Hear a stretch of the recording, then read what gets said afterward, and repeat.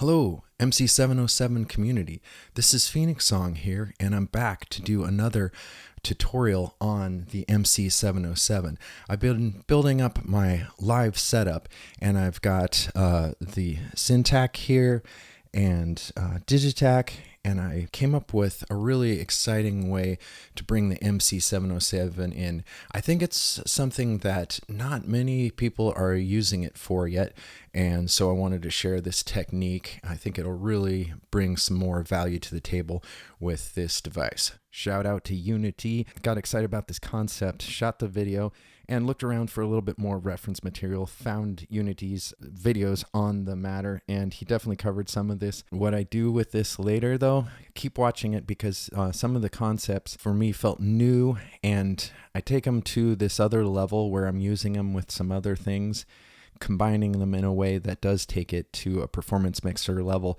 So check that out. Hopefully you can watch this to the end and see how bringing these things together can create this new level of use of MC-707.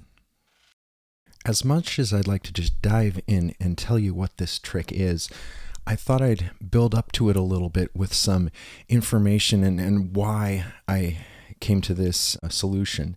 What was driving this for me, though, was I was looking for some type of performance mixer with effects.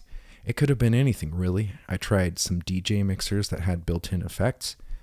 I looked at the Roland MX-1, but it was out of production and there weren't enough stereo inputs. It had the scatter, and that was cool.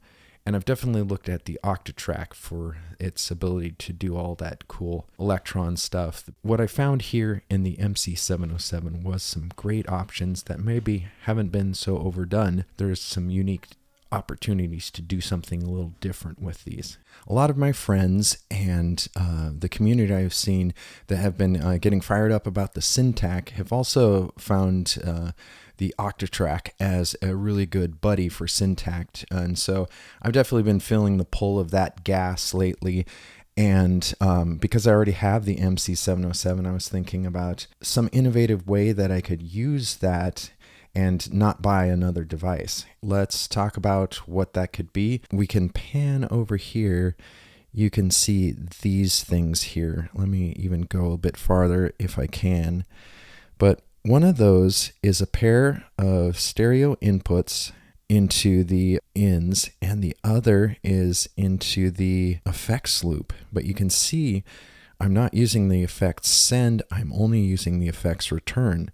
So what is that doing for us? Let's find out.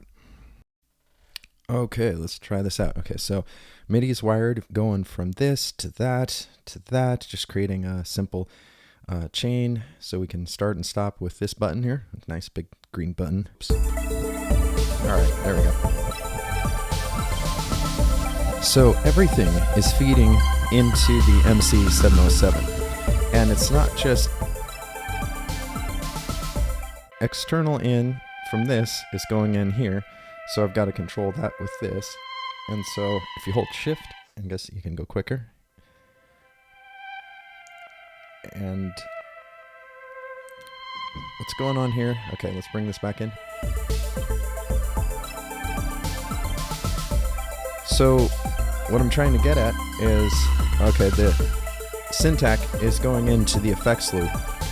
So that's the trick I'm talking about, is we can get 4 inputs or 2 stereo pairs into the MC-707 by using the effects loop. Don't use the effects send, just use the effects return. And then in these tracks, I'm going to cut to it to show you how to set up this in a bit. But you can use this track, and instead of anything internal, that's just the effects loop acting as the second 2 channels of input. It's pretty awesome. And then what I'm trying to get at with this is to do basically live performance mixer type thing, kind of like the Octatrack, but you know, with all the scatter effects, we've got a lot of performance effects type. And I'll show this in a sec. I'll show you the setup, but you can assign scatter to just affect any track instead of all tracks. So you can hear that's the Digitac. And so I'm applying effect just to that.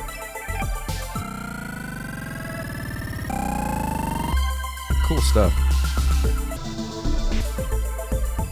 Now, as you may know, you can use up extra tracks of the MC-707 to give it extra effects. I know that's out there in the community as an option. So this second track is the Synth, but through... So I have 2 tracks of Synth, one with an extra effect and one without. I could have put the effect on here probably, but having the separate track is really neat because then you can do some effects and probably do some even more interesting performance mixer things like the Octatrack, but in its own way. It's not going to be exactly like an Octatrack, and that could be a good thing for some. But here's... So this is on the effects. I've got a reverse delay on this one. So sorry getting very reversey, and then this scatter effect does a lot of extra reverse stuff, so it comes really...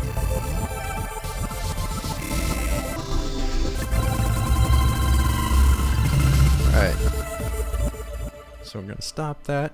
I'm going to set up next to show you how to do that, how to set up tracks to utilize these 2 different inputs. Okay, let's do this. Let's show how to set this up. So if you go Shift and Input, you come to this screen. Now if you go over to the Send, you can kind of ignore that, but you can see the return. It's actually Send is the same. But you send position to track 1 if you want it to be there, and turn up the level and make it stereo.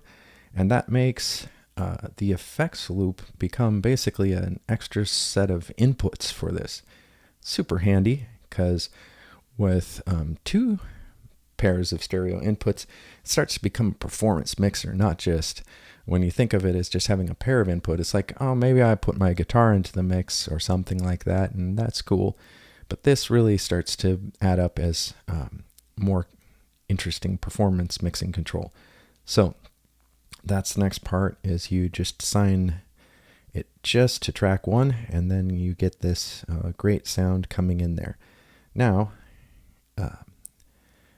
this track 3 is the next step, where we reuse that track again, and we could put more effects right on there. But if you want to have these separate tracks with different processing of this main input, you can do that here. So let's just play that again real quick. So, a little crazy there, but...